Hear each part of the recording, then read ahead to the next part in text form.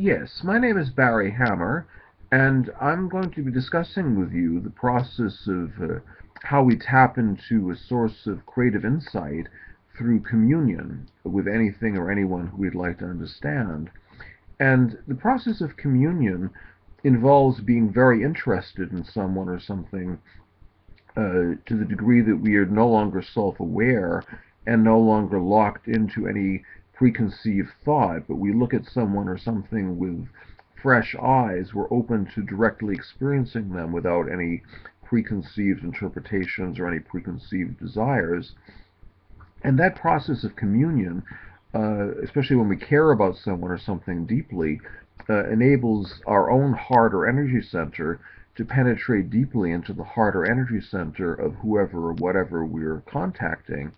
And that deep contact produces deep understanding. It produces insight. We literally see into the core of what we're relating to.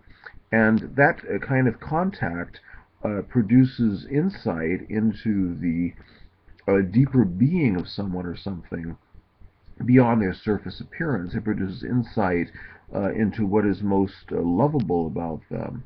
And it also arouses what is deeper in us, because the more deeply we contact someone else or something else, the more deep levels of our own being are aroused. It's like a magnet. When two magnets come into contact, they energize each other.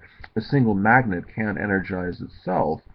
So the process of communion energizes our own being, because this level of our being that's beyond the separate ego and the separate sense of self-awareness, that level of our being is relational. It's a relational core, a relational center. It can only be aroused when our consciousness is expansive, when it's flowing outward to meet someone else, not when it's self-absorbed or contracted, as in Martin Buber's notion of the I-thou relationship, in contrast to the I-it relationship.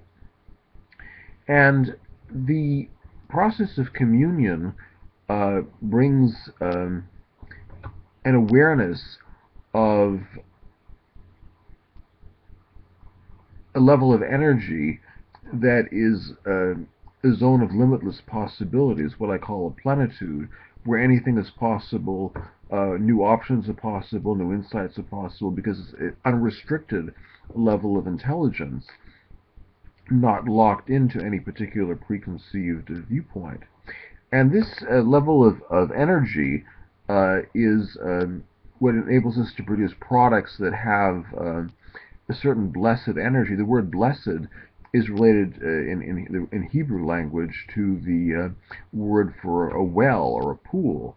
That a brikah in Hebrew is related to the word for bracha, or blessing.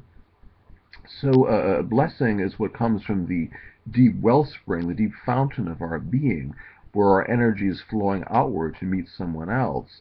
That when we're open to somebody on the outside, we're also open to our own creative energy source inside, a level of mystery where anything is possible.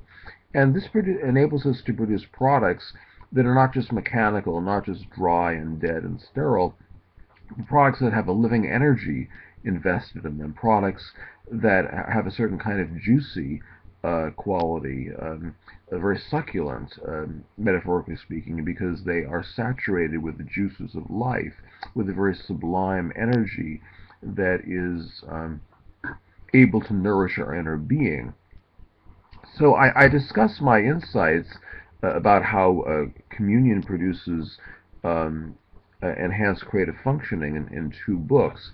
One of them is called, one of the books is called Deepening Your Personal Relationships, Developing Emotional Intimacy and Good Communication.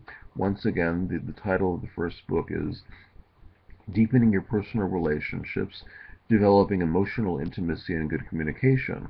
The title of the other book is Psychological Healing Through Creative Self-Understanding and Self-Transformation.